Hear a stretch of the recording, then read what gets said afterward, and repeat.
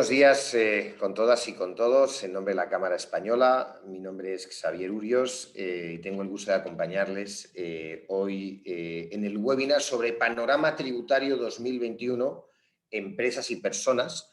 Normalmente todos los años, al inicio y al final del año, intentamos generar un espacio con algunos de nuestros socios de referencia para justamente poder compartir con todos ustedes a qué tenemos que prepararnos, cómo podemos cerrar el año en función del momento, ¿no? Para ello, este año tenemos la suerte de contar con tres expertos en la materia.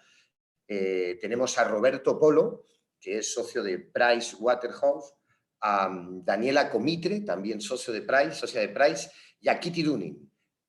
Roberto, Daniela y Kitty nos van a acompañar durante este rato presentándonos las pautas. Para aquellos que se han conectado último minuto, simplemente recordar que los temas de hoy van a ser depreciación especial, deducción de gastos financieros, devolución del ITAM, nuevo régimen agrario, prórroga de exoneraciones, deducciones adicionales, información financiera en manos de la SUNAT, ¿no? Vamos a tener, como siempre, en este caso, tres intervenciones, tres ponencias rápidas para centrarnos en los temas que acabamos de plantear, y de ahí, como siempre, a través del chat, hagan sus preguntas. Les animamos mucho que no esperen a hacerlas, sino cuando les surge la duda, para que cuando acaben nuestros tres ponentes podamos hacer un turno largo y extenso de preguntas. En la Cámara nos gusta que el turno de preguntas dure 20 minutos y que todo el webinar cumpla 1 hora, así que es un ejercicio de todos. Y nada más por mi parte. Le voy a pedir a Roberto, a Daniela y a Kitty que enciendan las cámaras para que podamos saludarlas y conocerlas. Van a hablar por este orden, si no me equivoco, Roberto, Daniela y Kitty. Así que nada más por mi parte. Roberto, tú mandas y suerte a todos. Muchas gracias, Xavier. Buen día a todos, a los que han tenido la amabilidad de conectarse. Y bueno, empezamos, como decía Xavier, esta ronda de presentaciones bastante rápidas. Lo que yo les voy a presentar en primer lugar es el panorama tributario en este 2021 para las personas naturales. Vamos, por favor, de una vez con la siguiente diapositiva. Una más. Deducciones adicionales. Una más, por favor. Como sabemos los aquí presentes, todos aquellos sujetos residentes fiscales en Perú, que somos personas naturales, tenemos derecho a que de nuestras rentas laborales en condición de trabajadores independientes o de empleados en la planilla, se nos descuente una suma equivalente a 7 unidades impositivas tributarias. Este tramo es un tramo inafecto fijo previsto por ley. Desde hace unos años atrás, sumado a estas 7 UITs, tenemos una opción como contribuyentes de alcanzar un tramo inafecto de 3 unidades impositivas tributarias adicionales. Ahora bien, estas 3 unidades impositivas adicionales pueden sustentarse con consumos en diversos sectores, principalmente hasta el año 2020 vinculados a trabajadores independientes. Es decir, tenía esta medida una finalidad parafiscal.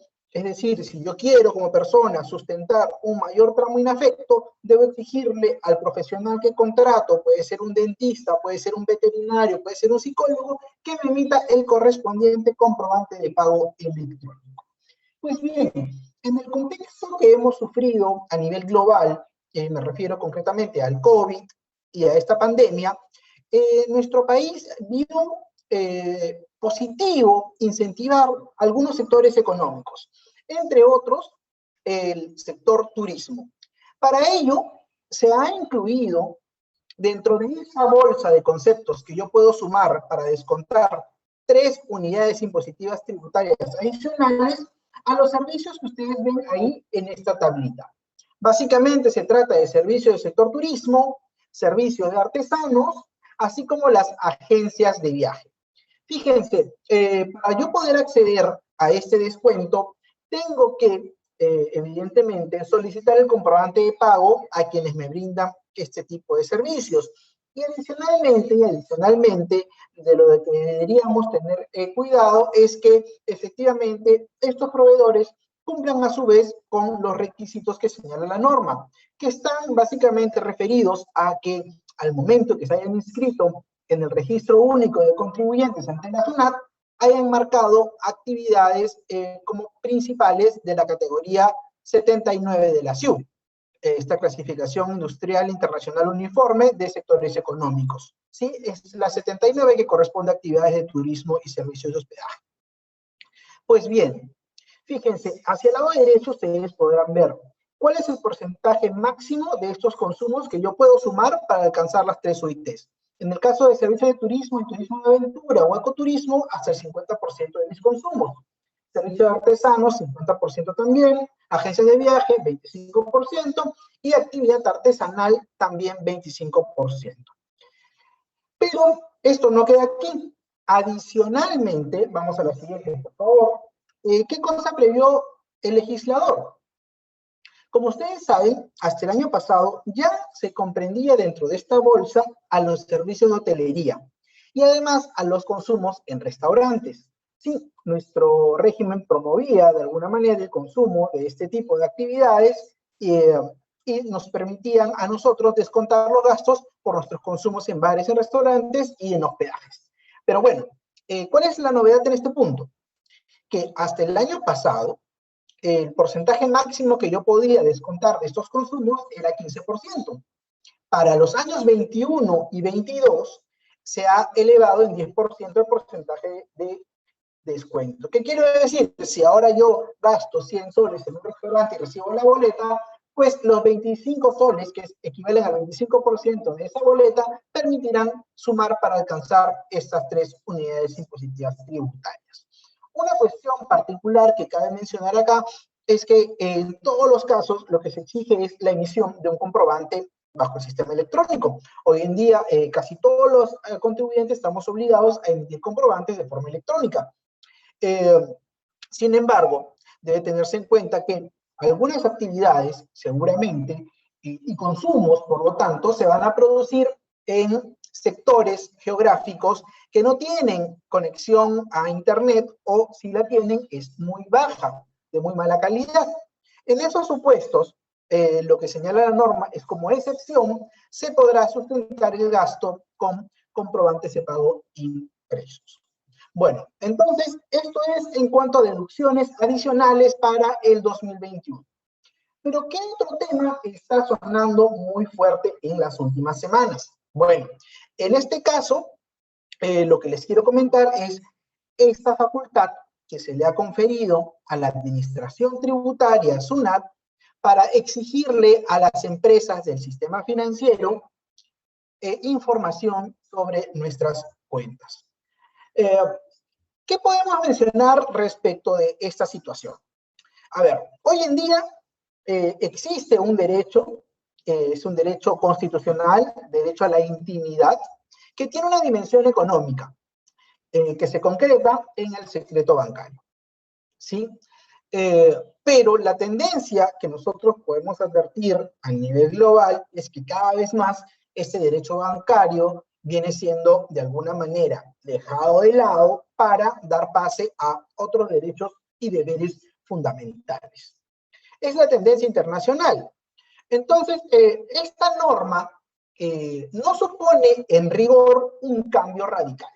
¿Por qué? Porque hoy en día, si ustedes se toman un minuto, pueden ver que SUNAT ya cuenta con información de nuestra actividad bancaria, esto gracias al ITF. ¿Cuál es la diferencia entonces? Que la SUNAT va a contar ahora con información más detallada y si hay un punto relevante acá que tiene que ver con la posibilidad de que SUNAT acceda a nuestros saldos. En este contexto hay que mencionar también que en la región ya se tienen normativas similares. Le hace Colombia, Argentina e incluso países como México tienen normas mucho más agresivas que la nuestra, que le permiten a las administraciones, digamos, contar con esta información. A ver, antes de pasar a este flujo normativo de cómo se regula en nuestro país, Creo que sí vale la pena detenernos un minuto para mencionar que en la actualidad existe un arduo debate técnico que postula, de un lado, la inconstitucionalidad de este régimen y del otro, obviamente, a favor del Estado, defiende que el régimen se encuentra en línea con los parámetros constitucionales y los compromisos internacionales asumidos por nuestro país.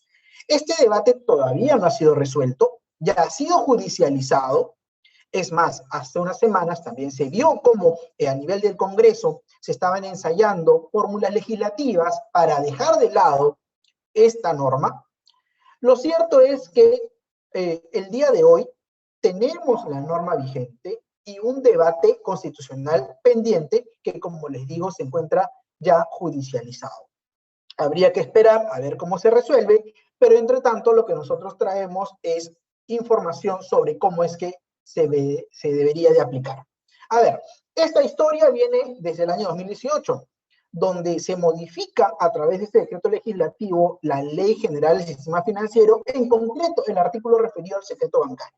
Desde esa oportunidad, la SUNAT incorpora ya la facultad de que en el curso de fiscalizaciones pueda requerirle a las empresas del sistema financiero información sobre nuestras cuentas bancarias.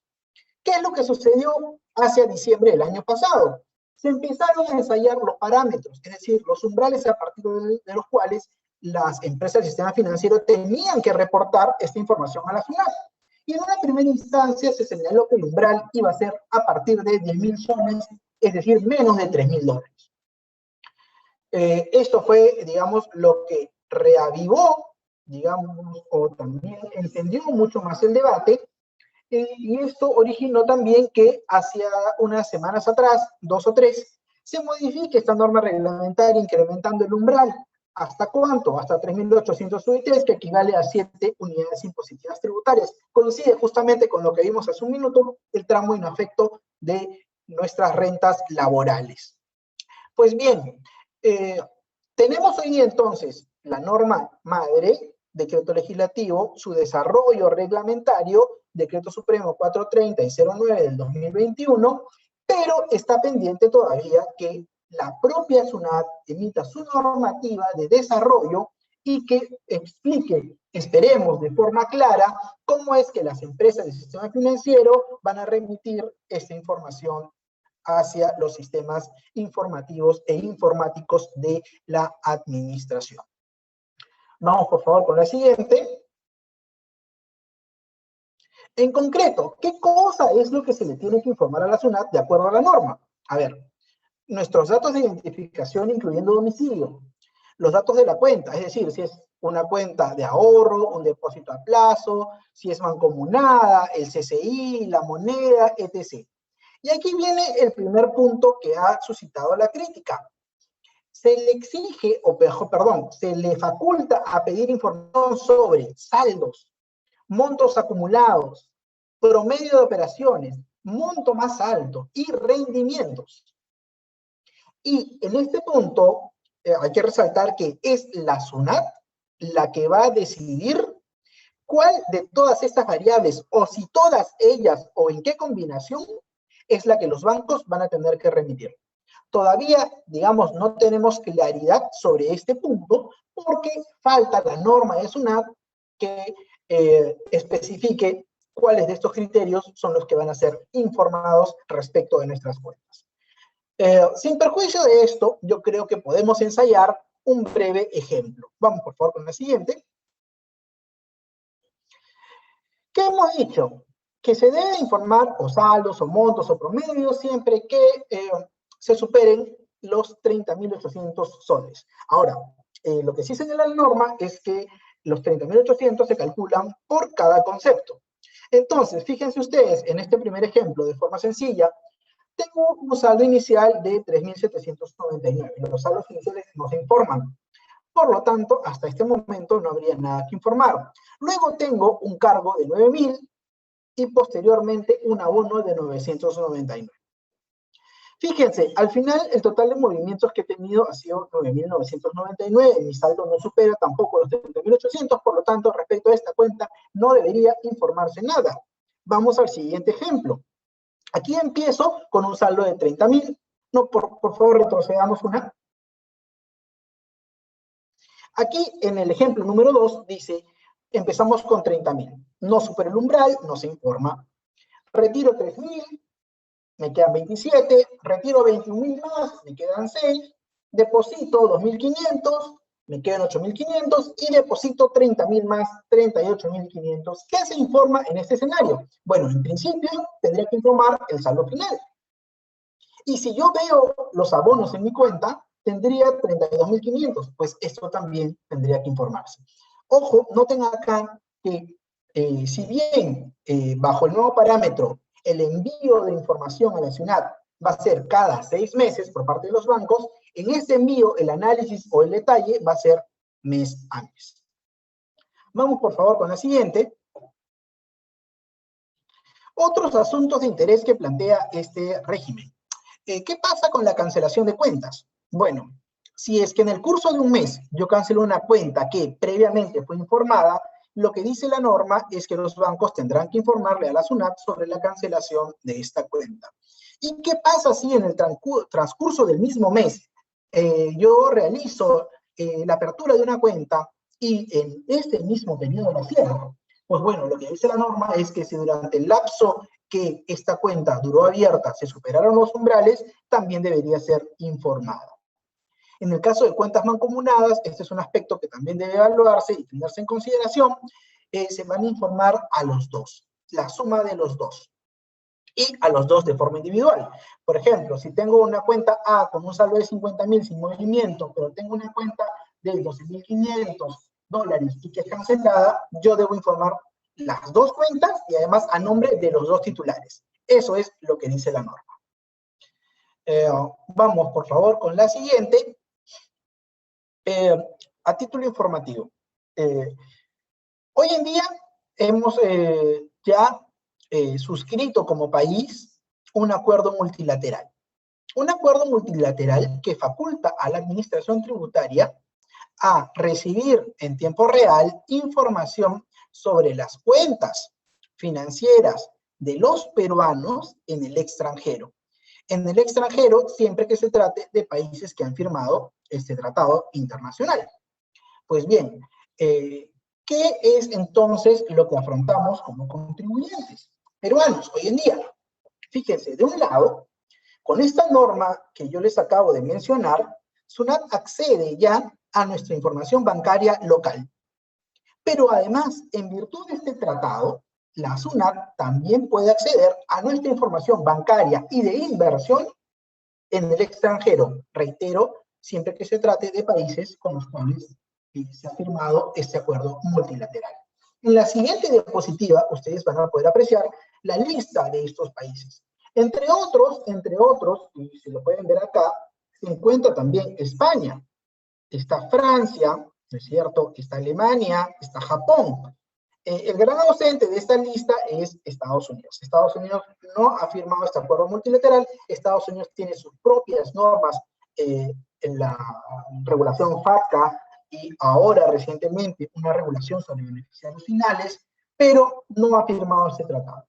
Entonces, ¿qué les quiero decir?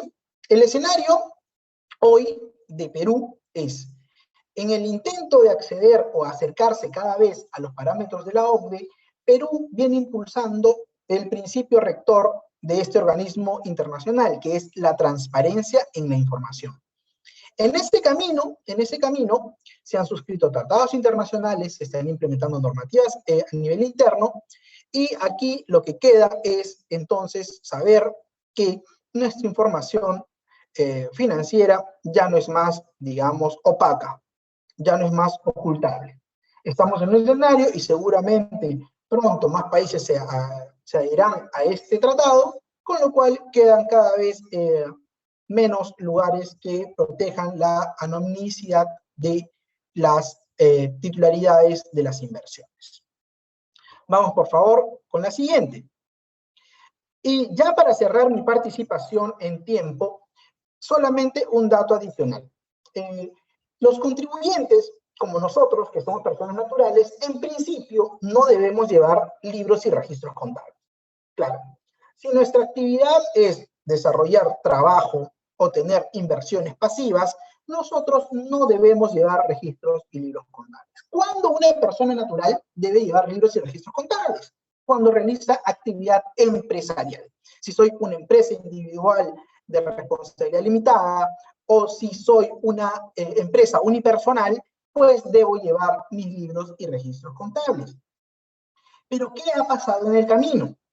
En el camino hemos visto que por confluencia de otros regímenes, una persona natural que directamente no desarrolla actividad empresarial puede verse obligada a llevar libros y registros contables. ¿En qué supuesto? En el supuesto de que su inversión se realice en un fondo de inversión o un fideicomiso cuando estos fondos de inversión y fideicomisos desarrollen actividad empresarial.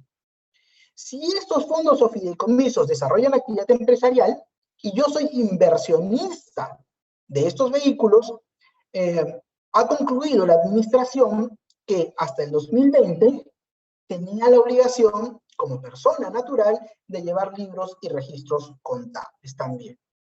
Sí, pareciera ser un contrasentido, pero amparándose en las disposiciones literales, eso es lo que se ha concluido. Unas excepciones muy puntuales, salvo que la inversión se desarrolle en un fondo de factoring o en un fondo o fideicomiso inmobiliario de régimen especial. Eso es el escenario hasta el 2020. A partir del 2021 entra en vigencia una norma positiva desde mi punto de vista, pues aclara que ya hacia futuro las personas naturales, aun cuando recibamos rentas empresariales de estos fondos y fideicomisos, en ningún supuesto nos deberíamos ver obligados a llevar contabilidad ni registros. Bueno, esto es lo que yo quería comentarles y sin más dejo a Dani para que continúe con la presentación.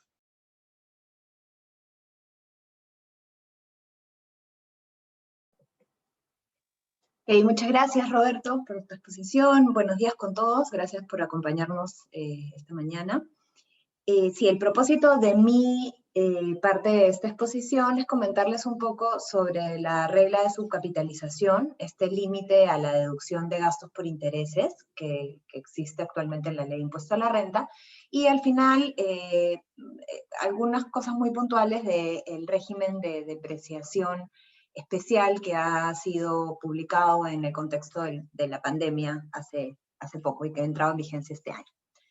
Entonces, a ver, empezamos con la famosa regla de subcapitalización. La siguiente, por favor, Tiffany. Hasta el 1 de enero del 2019 teníamos una regla según la cual únicamente aquellos financiamientos entre entidades vinculadas estaba la deducción de los intereses sujeta a un límite. Entonces, a partir del 1 de enero del 2019 eso cambia y ahora todo endeudamiento, salvo algunas excepciones que vamos a ver ahora, están sujetos a este límite de su... Es decir, no puedo deducir todo el interés, sino que tengo que hacer una fórmula para ver cuánto interés puedo deducir para determinar mi renta de tercera categoría o la renta empresarial. Bueno, como les decía, entonces la norma me dice textualmente que serán deducibles los intereses provenientes de endeudamiento cuando ese endeudamiento no exceda el resultado de aplicar el coeficiente de 3 sobre el patrimonio del contribuyente al cierre del ejercicio anterior. Esto hasta el año pasado, ¿ok? A partir de este año la cosa cambia. La siguiente, por favor. Si bien todavía va a ser aplicable esta limitación a la deducción de intereses a endeudamientos con empresas vinculadas y con empresas no vinculadas, es decir, con entidades financieras, por ejemplo, ya el límite no estará en función al patrimonio, sino estará en función a un concepto de EBITDA tributario.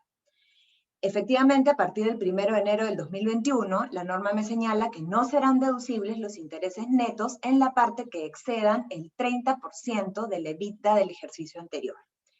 Y como les decía, este es un EBITDA tributario. ¿Por qué? Porque la norma ha señalado expresamente una definición para EBITDA. Me dice que es la renta neta luego de efectuada la compensación de pérdidas más los intereses netos, depreciación y amortización.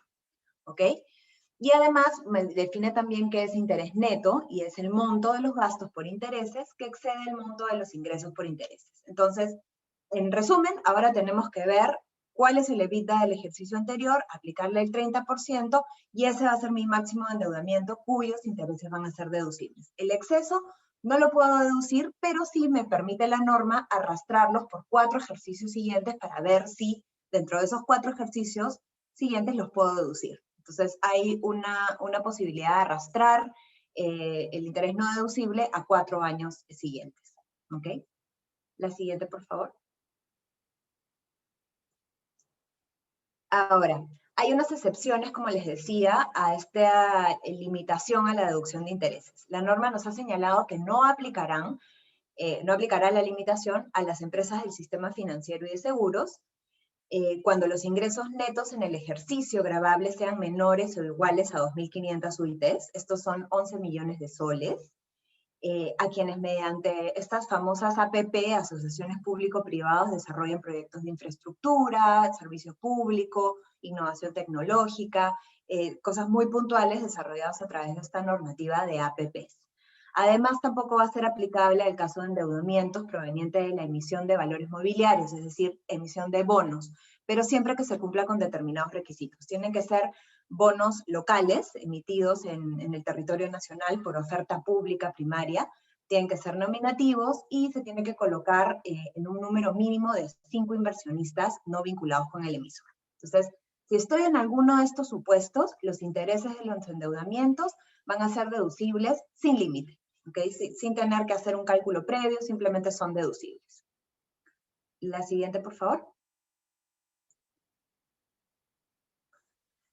Ahora, durante mucho tiempo se discutió, incluso con la norma anterior, qué sucedía con los intereses que se venían devengando durante la etapa preoperativa. Es una empresa que está todavía en una etapa preoperativa, que obviamente ha tenido que recurrir a financiamiento para poder iniciar sus operaciones, incurrir en ciertos gastos administrativos y cosas antes de entrar a operación. Y la pregunta que se hacía era, bueno, y en este caso, todos esos intereses en los que yo incurro durante mi etapa preoperativa, antes de tener utilidad, antes de tener operaciones, también deben estar sujetos a este límite de subcapitalización. Habían varias posiciones al respecto en el mercado y finalmente la Administración Tributaria, la SUNAT, emitió un informe el año pasado señalando que sí, que efectivamente las empresas en etapa preoperativa también tenían que aplicar este límite de subcapitalización.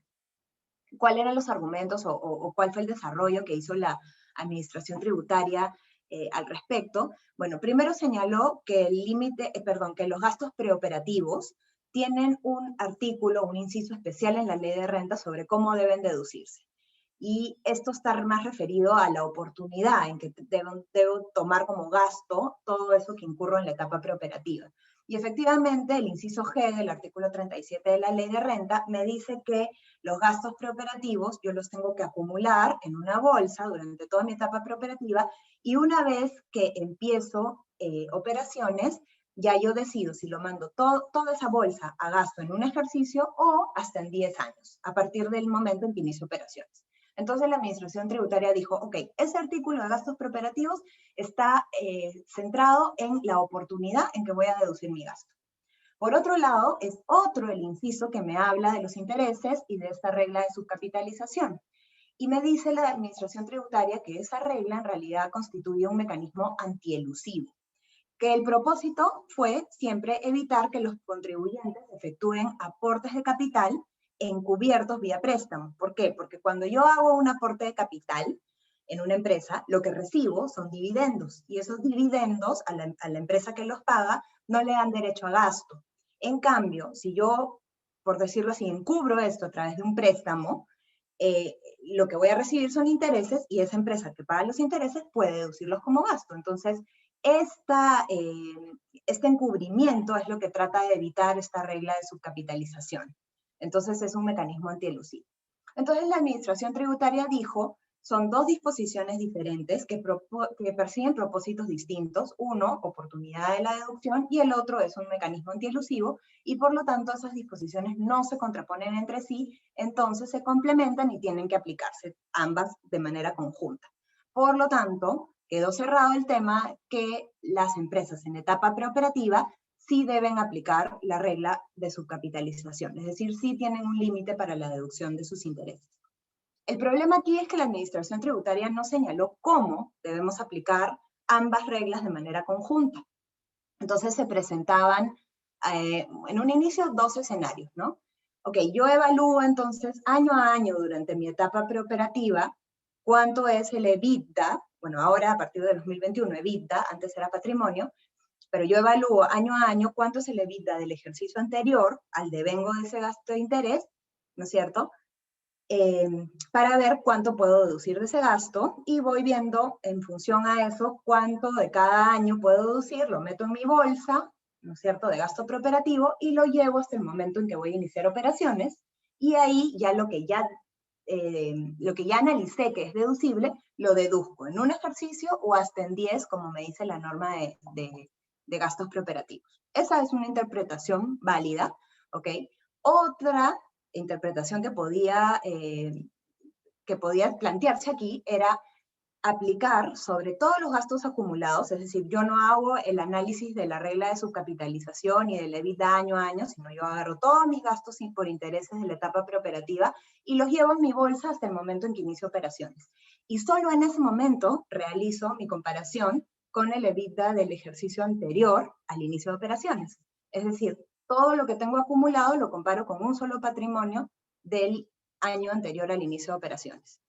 Esta posición sí es más discutible porque llevaría a tener que medir la deducibilidad de todos los gastos sujetos al límite con la situación financiera de un solo periodo. Entonces, aun cuando el gasto financiero, como les ponía ahí en la diapositiva, correspondiese a 6 o más ejercicios, tendría como límite solo el patrimonio del ejercicio anterior al de operaciones, cosa que no hacía mucho sentido, ¿no? Entonces, estas dos metodologías fueron las que inicialmente se venían discutiendo, siendo nosotros nos inclinamos por la primera, es decir, hacer la evaluación año a año, y de pronto apareció una resolución del Tribunal Fiscal, también el año pasado, que resolvió un caso considerando una norma de subcapitalización que ya no está vigente, porque era esta que se centraba en patrimonio y que ya no está vigente, pero hizo el análisis de cómo debía seguirse la metodología para aplicar la regla de subcapitalización en etapa preoperativa. Y creó una metodología distinta a las dos anteriores que acabamos de analizar. ¿Qué dijo el Tribunal Fiscal? El Tribunal Fiscal dijo, efectivamente, haz tu análisis año a año en cada ejercicio en que vas incurriendo o vas devengando el gasto de interés, pero siempre compáralo con el patrimonio del ejercicio anterior al inicio de operaciones. Es decir, aceptaba que debía hacerse año a año el análisis, pero nuevamente se iba, como en la segunda metodología que discutimos, a un solo patrimonio, que es el inicio anterior a operaciones. Entonces, como les decía, este es un mix entre las dos anteriores y es una metodología que de pronto interpretó el Tribunal Fiscal en este caso particular, ¿no?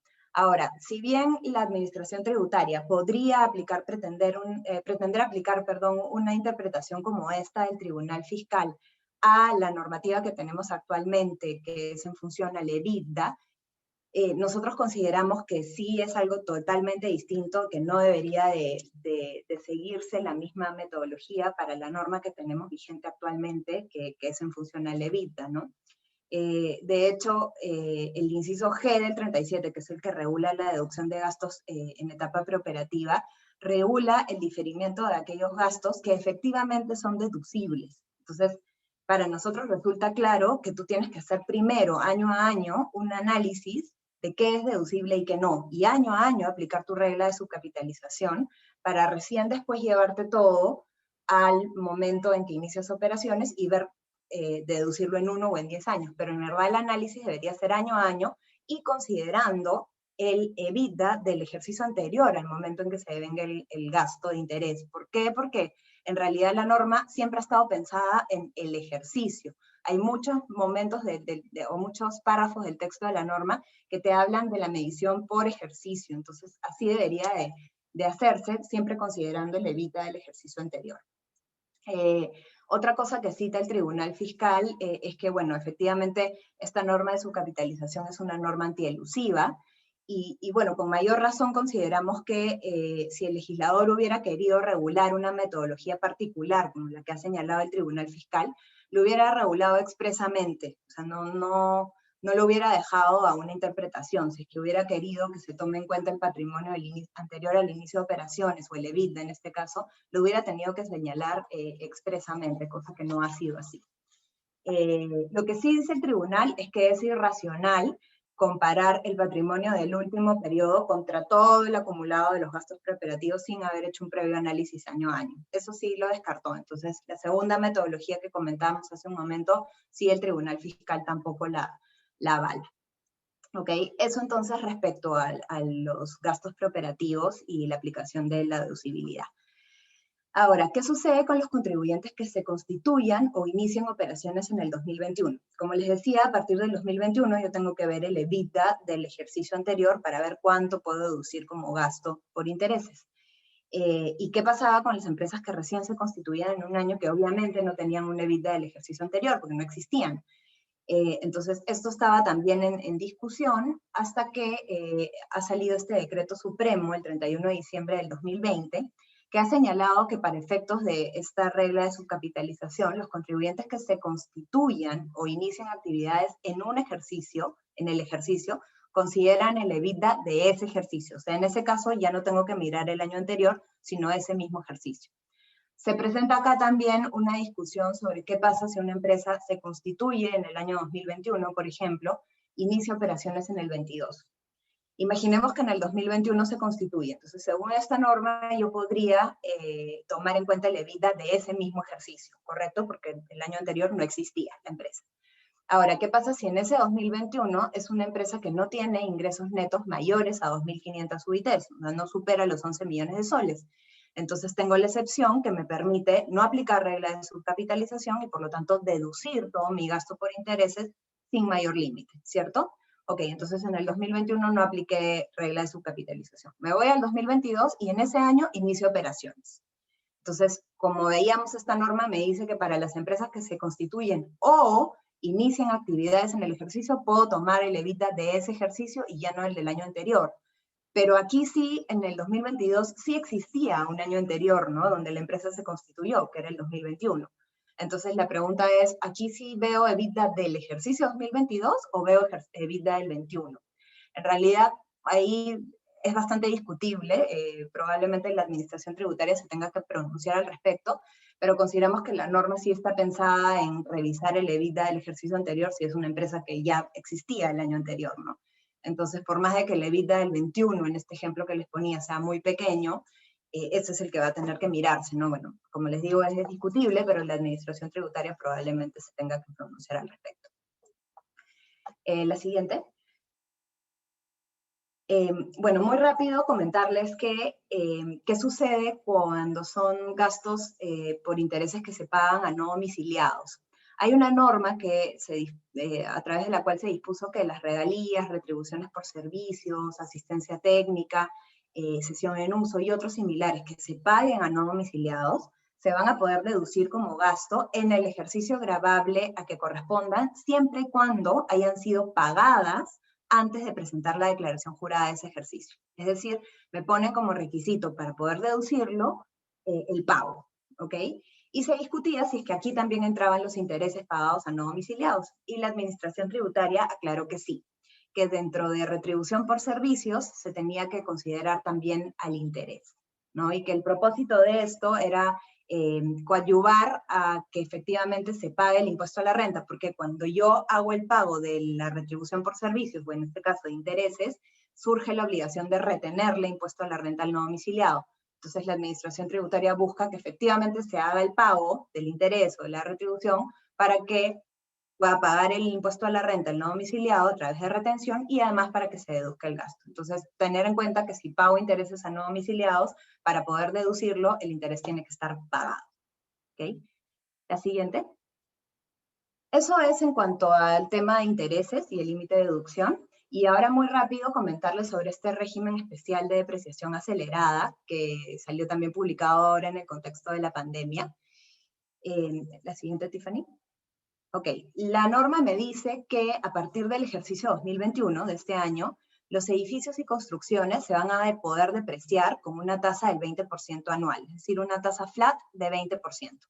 Pero siempre y cuando se cumplan determinados requisitos. Uno, tienen que ser activos totalmente afectados a la producción de renta gravada con impuesto a la renta. Dos, la construcción se tiene que haber iniciado a partir del 1 de enero del 2020. Y además, hasta el 31 de diciembre del 2022, la construcción ya tiene que tener un avance de obra de al menos 80%. Y ojo que si es que no han sido concluidas el 31 de diciembre del 2022, siempre se va a presumir que el avance de obra es menos de 80% y va a ser de cargo del contribuyente probar lo contrario. ¿Ok? Este régimen también aplica a los contribuyentes que durante el año 20, 21 y 22 hayan adquirido bienes que cumplan con estas tres condiciones que les mencionaba. No va a aplicar para aquellos que han sido construidos o total o parcialmente antes del 1 de enero del 2020. Y también va a aplicar esta depreciación para los costos posteriores de este tipo de edificaciones y construcciones. ¿Qué ha pasado el 31 de diciembre del 2020? Bueno, se ha hecho algunas precisiones a la norma para aclarar que este régimen es potestativo, o sea, no es obligatorio. Se ha aclarado o se ha introducido la palabra podrán depreciar. Entonces, eso hace que las empresas puedan hacer un análisis de su situación financiera, tributaria, para ver si efectivamente les conviene depreciar con una tasa del 20% anual o no. Entonces, no es obligatorio, es opcional, potestativo. Y esto deja sin efecto una conclusión que había sacado la SUNAT en un informe donde interpretaba que era un régimen finalmente obligatorio. Pero eso se deja de lado porque ya la norma aclaró que es opcional. La siguiente.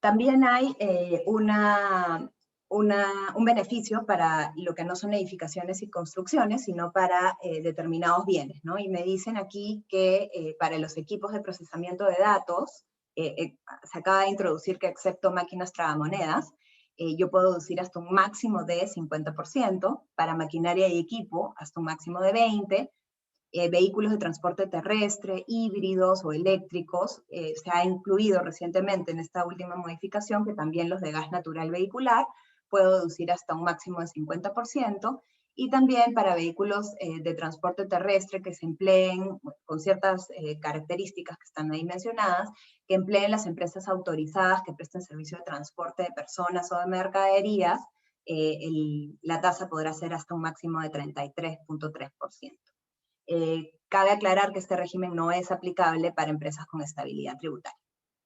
Ok, bueno, eso es todo por mi parte. Ahora sí los dejo con Kitty para que les comente. Me meto un instante entre Dani y Kitty para simplemente adelantarles, como vamos justos de tiempo y ya tenemos algunas preguntas, nuestros ponentes van a empezar a responderlas por escrito para no dejar ninguna sin responder. Es decir, Roberto y Daniela van a empezar, mientras habla Kitty, a responder a las preguntas para que así cuando Kitty termine, por lo menos en los minutos que nos sobren, nos centramos en las preguntas de su exposición. Nada más. Adelante, okay. Kitty. Gracias. Muchas gracias. Gracias, Daniela. Gracias a todos. Buenas tardes. ¿Me escucha? En lo que refiere a mi presentación, voy a conversar con ustedes sobre el régimen, el nuevo régimen agrario. Como ustedes saben, en los primeros días de diciembre del año pasado, se derogó de manera inusitada la ley que promueve el régimen agrario, la ley 27360, y a partir de eso empezaron unas 3 semanas bastante tensas en las que el sector agroindustrial solicitaba pues que se publique una nueva norma que tratara pues los beneficios de la ley agraria. ¿Por qué se necesitaba que la norma saliera antes del 31 de diciembre del año pasado? Porque la ley agraria tenía beneficios tributarios. Tenía una tasa rebajada del impuesto a la renta del 15%, y como ustedes saben, el impuesto a la renta es un impuesto de periodicidad anual. Al ser un impuesto de periodicidad anual, toda modificación se tiene que dar antes del 31 de diciembre, o hasta el 31 de diciembre, para ser más específicos. La nueva ley agraria se publicó el último día del año, el 31 de diciembre. A diferencia de la ley anterior, por favor, la siguiente, podrán ver en este cuadro qué cosa es lo que, quiénes son las personas beneficiadas. En la legislación anterior se establecía que estaban comprendidas dentro de los alcances las personas naturales y jurídicas que realizaran cultivos y actividades agroindustriales, con excepción de los que realizaran actividad la industria forestal. La nueva ley incluye a la industria forestal. Por otro lado, se han hecho algunas precisiones respecto de los contribuyentes, respecto a los trabajadores administrativos de estas empresas agroindustriales, señalándose que no están dentro de los alcances de la ley agraria. Precisar en este punto que la ley agraria contiene beneficios tributarios y disposiciones laborales específicas para los trabajadores de esta industria. La siguiente, por favor. ¿Qué cosa es lo que trae esta nueva norma? Como ya les había comentado, la ley anterior establecía una tasa flat del 15%. No sé si recordarán, se había prorrogado la ley hasta el 2030. Con la derogación, evidentemente, se ha cambiado pues todo este esquema. Se ha dividido al grupo agroindustrial o a la actividad agroindustrial en dos grandes grupos. El primer grupo son los contribuyentes que generan ingresos menores de 1.700 UITs, que son considerados micro y pequeñas empresas. Recordar que nosotros, en nuestra legislación, pues tenemos un catálogo, ¿no? Respecto de cuántos ingresos implican ser una empresa de cierta calidad, ¿no? Las empresas que generan más de 2.300 UITs son empresas consideradas grandes empresas, por eso todas las modificaciones que ustedes, o todas las prórrogas que ustedes han visto el año pasado, y bueno, esta última de enero, es concedida para contribuyentes menores de 2.300 UITs, pero bueno, volviendo al tema agrario, han dividido en empresas con ingresos menores de 1.700 UITs y con empresas con mayores ingresos a 1.700 UITs. Las que tienen ingresos menores de 1.700 UITs van a seguir con la tasa del 15% hasta el 2030, como lo preveía la norma anterior, y a partir del 2031 van a acogerse al régimen general, que si estuviéramos en ese momento, al día de hoy es 29.5. En las empresas que tienen ingresos mayores de más de 1.700 UITs se han establecido tasas diferenciadas para los dos siguientes años, en 2021 y 2022, 15%, luego se eleva al 20% hasta el 24% y hasta el 27% se eleva al 25%, y luego a partir del 2028 en adelante se aplica la regla general. La siguiente, por favor. Se ha establecido también, de la misma manera que la ley anterior, una depreciación del 20% para todo lo que son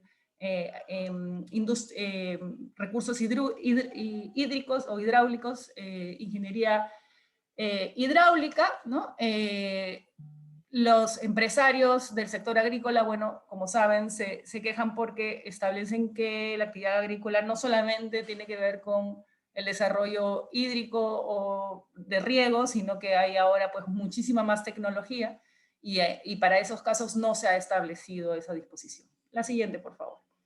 También se ha incluido en esta norma, como ustedes saben, el Perú es un país altamente informal y un país en el cual más en las empresas agroindustriales que se desarrollan normalmente fuera de Lima. Es más, esta ley es solamente para las empresas que están fuera de la provincia de Lima y la provincia constitucional del Callao.